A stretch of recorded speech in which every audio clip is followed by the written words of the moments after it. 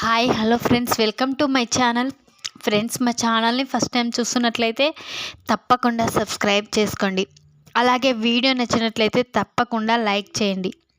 స్టోరీలోకి వెళ్ళినట్లయితే ఇక ఆనంది అయితే ఎలాగైనా గుడిలో ఈ పూజ కార్యక్రమం వ్రతం గుడిలో చేసే సూర్యం బాబు ఇక జ్యోతమ్మ అక్కడికి వస్తారు అని ఇక జ్యోతమ్మ తన కూతుర్ని అలా చూసి చాలా సంతోషపడుతుంది, బాధ కూడా దిగమింగుకుంటుంది అని అనుకొని వెంటనే ఇక ఆనంది ఎలాగైనా అత్తయ్యని ఒప్పించాలి, అత్తయ్యని ఎలాగైనా ఈ వ్రతం గుడిలో చేసేలా చేయాలి అని అనుకుంటూ ఉంటుంది. వెంటనే ఆనంది సునంద దగ్గరికి వెళ్తుంది. అప్పుడే సునంద, ఏంటి ఆనంది ఇలా వచ్చావేంటి, వ్రతానికి కావలసిన పనులు పూర్తయ్యాయా అని అంటూ ఉంటుంది సునంద అయితే. అప్పుడే ఆనంది, లేదత్తయ్య, కానీ ఒక విషయం అడుగుదామని వచ్చానత్తయ్య అని అంటూ ఉంటుంది ఆనంది అయితే. అప్పుడే ఇక సునంద, ఏంటి ఆనంది అని అనగానే, నాది ఒక మాట అత్తయ్య, ఈ వ్రతం గుడిలో చేస్తే బాగుంటుంది కదా అని అంటూ ఉంటుంది. ఏంటి, ఏం మాట్లాడుతున్నావు, నేను ఈ వ్రతం ఇంట్లోనే చేయాలనుకున్నాను, ఇక గుడిలో అంటావేంటి అని అంటూ ఉంటుంది సునంద అయితే. అప్పుడే ఆనంది, లేదత్తయ్య, నీ మాట కాదని కాదు, గుడిలో దేవుని ముందు చేసే ఇక మనం కోరుకున్న కోరికలు తీర్చుతాయని చాలామంది అనగాను నేను విన్నాను. అందుకనే మనం కూడా ఈ వ్రతం గుడిలో దేవుని సమక్షాన చేద్దామని నాకు అనిపిస్తుంది. అందుకనే మీకు చెప్పాలని వచ్చాను, మీ ఇష్టం అత్తయ్య అని అంటూ ఉంటుంది ఆనంది అయితే. అప్పుడే సునంద, ఏంటి ఆనంది, నువ్వు చెప్పేది నిజమా, గుడిలో వ్రతం చేయొచ్చా అని అంటూ ఉంటుంది. అప్పుడు అవును, గుడిలో వ్రతం చేసే దేవుని సమక్షాన ఇక చాలా బాగుంటుంది అత్తయ్య, చాలా వరకు గుడిలోనే ఈ వ్రతం పూర్తి చేస్తారు అని చెప్పగానే సునంద అలానే చూస్తూ ఉంటుంది. అప్పుడే ఇక ఆలోచిస్తూ ఉంటుంది, ఏంటి ఆనంది చెప్పినట్లు ఈ వ్రతం గుడిలో చేస్తేనే బాగుంటుంది, అయితే ఈ వ్రతాన్ని గుడిలో చేయమని, ఇక వ్రతానికి కావలసిన పనులు గుడిలోనే పూర్తి చేయమని చెప్పాలి ఆనందికి అని వెంటనే సునంద ఆనంది అని పిలుస్తూ ఉంటుంది. అప్పుడే ఆనంది సునంద దగ్గరికి వస్తుంది. ఏంటత్తయ్య అని అంటూ ఉంటుంది. అవునమ్మా, నువ్వు చెప్పిన మాట నిజంగానే నాకు సంతోషాన్ని ఇచ్చింది. ఇక గుడిలో వ్రతం అని చెప్పావు కదా, ఖచ్చితంగా మనం గుడిలోనే ఈ వ్రతం చేద్దాం, నా కొడుకు ఆదిత్య కోలుకోవాలి, ఎలాగైతేమి అని అంటూ ఉంటుంది సునంద అయితే. అప్పుడే ఇక ఆనంది, చాలా థ్యాంక్స్ అత్తయ్య అని ఇక చాలా సంతోషపడుతూ అక్కడి నుంచి వెళ్ళిపోతుంది. ఇక వెంటనే ఇక ఆనంది చాలా సంతోషంతో వాళ్ళ అమ్మ నాన్నలకి ఫోన్ చేస్తుంది. నాయన, ఈరోజు నాకు చాలా సంతోషంగా ఉంది నాయన అని అంటూ ఉంటుంది ఆనంది అయితే. అప్పుడే ఇక సింహాద్రి, ఏంటి బిడ్డ, ఎందుకు ఇంత ఆనందం అని అంటూ ఉంటాడు సింహాద్రి అయితే. అవును నాయన, నేను చేయలేనని చెప్పారు కదా జ్యోతమ్మ సూర్యంబాబులు వచ్చేలా, ఖచ్చితంగా సూర్యంబాబు జ్యోతమ్మ గుడికి వస్తారు, గుడిలో మేము చేసే వ్రతాన్ని కల్లారా చూస్తారు, తన కూతుర్ని ఆశీర్వదిస్తారు కూడా అని చెప్పగానే ఒక్కసారే షాక్ అయిపోతాడు సింహాద్రి అయితే. ఏంటి బిడ్డ, నీకేమన్నా అర్థమవుతుందా అని అంటూ ఉంటాడు సింహాద్రి. లేదు నాయన, నేను నిజం చెప్తున్నాను, జ్యోతమ్మ సూర్యంబాబులు ఎలాగో గుడికైతే వస్తారు కదా, రేపు సోమవారం ఖచ్చితంగా వాళ్ళు గుడికి వస్తారు, కాబట్టి ఆ వ్రతం ఏదో గుడిలో చేద్దాం, గుడిలో చేస్తే అంతా మంచి జరుగుతుందని అందరూ అనుకుంటుంటే విన్నాను అని మా అత్తయ్యకు చెప్పాను, మా అత్తయ్య సరే అని చెప్పింది నాయన అని ఇక ఆనంది చెప్తూ ఉంటుంది సింహాద్రికైతే. ఇక సింహాద్రి అయితే చాలా సంతోషపడ్డాడు.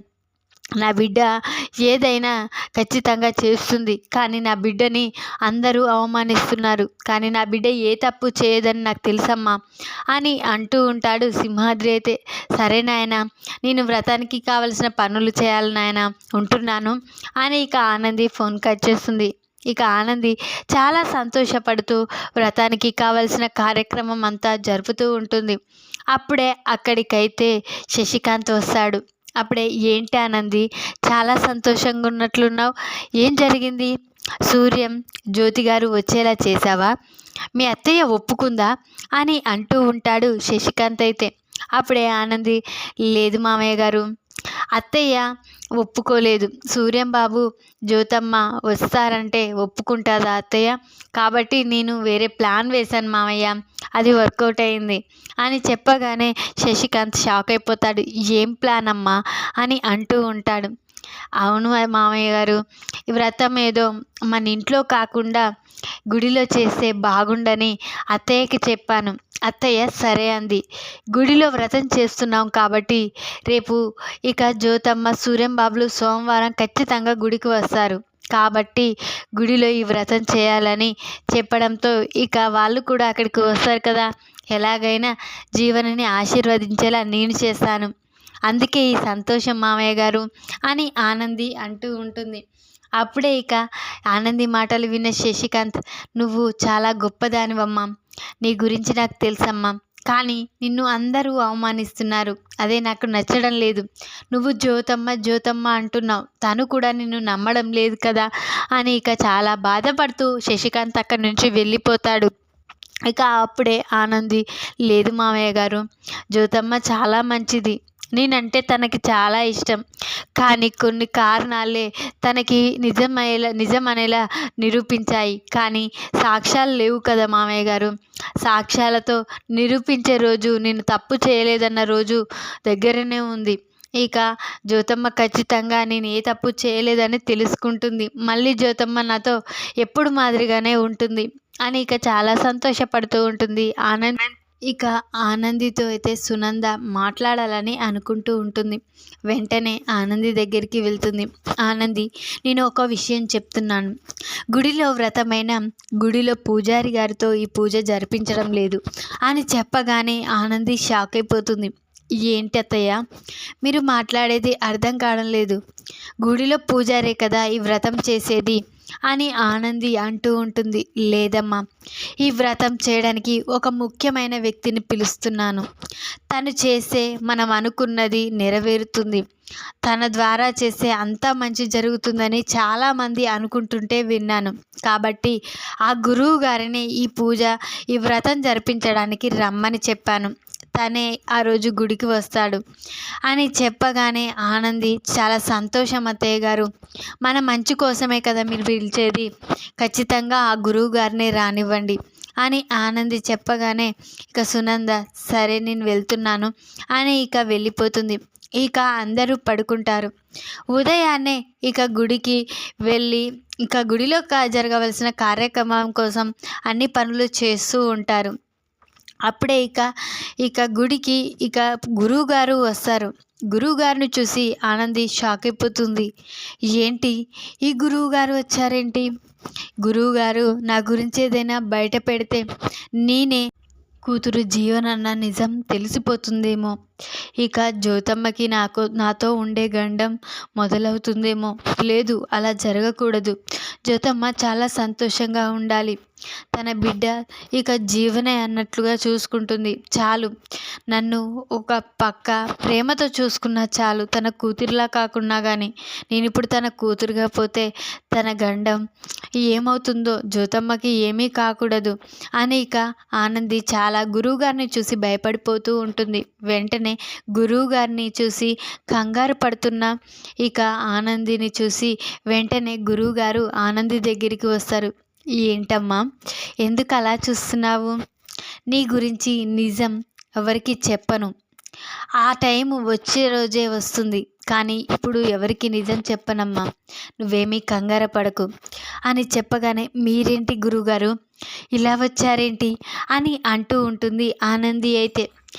లేదమ్మా, తను సునంద గారు నన్ను ఈ వ్రతానికి పిలిచారు, నువ్వు తన కోడలివే కదా అని చెప్పగానే, అవును గురువుగారు, నేను సునంద అత్తయ్య వాళ్ళ కోడల్ని అని చెప్పగానే, నాకు తెలుసమ్మా, ఇక సునంద గారు ఈ వ్రతాన్ని చేయడానికి నన్ను ఆహ్వానించారు, అందుకే ఈ గుడికి వచ్చాను అని చెప్పగానే వెంటనే సునంద కూడా ఆనంది దగ్గరికి వస్తుంది. చూసావు కదా ఆనంది, ఆ గురువు గారే మనకి వ్రతం పూర్తి చేసేది, గురువుగారు చేసే అంతా మంచే జరుగుతుందని చాలామంది అనుకుంటుంటే విని నేను పిలిపించాను అని చెప్పగానే ఇక ఆనంది చాలా సంతోషపడుతుంది. ఇక పూజా కార్యక్రమం మొదలవుతూ ఉంటుంది. వ్రతం అయితే చేస్తూ ఉంటారు. ఇక అందరూ వ్రతం పూర్తి కాగానే అప్పుడే ఆ గుడికి జ్యోతి, సూర్యం, ఇక ఇందుమతి, యామిని అందరూ గుడికి వస్తారు. అప్పుడే జ్యోతిని వాళ్ళ కుటుంబాన్ని చూసి ఆనంది అయితే, వచ్చావమ్మ జ్యోతమ్మ, నువ్వు ఈరోజు ఖచ్చితంగా గుడికి వస్తావని నాకు తెలిసే నేను ఈ వ్రతం గుడిలో చేసేలా చేశాను మా అత్తయ్య గారిని. నువ్వు ఎలాగైనా జీవన్ని ఆశీర్వదించాలని అనుకుంటున్నాను అని ఇక తన మనసులో ఆనంది అనుకుంటూ ఉంటుంది. ఇక ఆనంది వాళ్ళు గుడిలో దర్శనం చేసుకొని వెళ్తూ ఉండగా వెంటనే ఆనంది వెళ్ళి జ్యోతమ్మ జ్యోతమ్మ అని పిలుస్తూ ఉంటుంది. వెంటనే జ్యోతి దగ్గరికి వెళ్ళగానే సునంద ఇక ఆనందిని చూసి, ఏంటి ఆనంది, నువ్వు ఈ గుడికి ఎందుకు వచ్చావు, ఎందుకు తన దగ్గరికి వెళ్తున్నావు, నీకు ఎంత చెప్పినా వినవా అని సునంద కోప్పడుతూ ఉంటుంది. లేదమ్మా, జీవనని చైతన్య బాబుని ఆశీర్వదిస్తారేమోనని పిలుస్తున్నాను. నేను తప్పేం చేయట్లేదు కదమ్మా.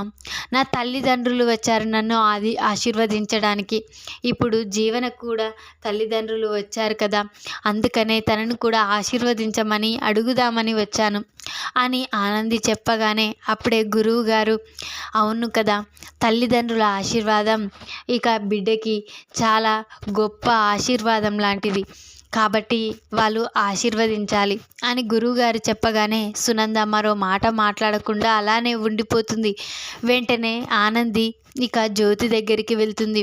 వెంటనే జ్యోతమ్మ గారు ప్లీజ్ జ్యోతమ్మ గారు, నేను తప్పు చేశానని మీరు అనుకుంటున్నారు. సరే, నా గురించి పక్కకు పెట్టండి.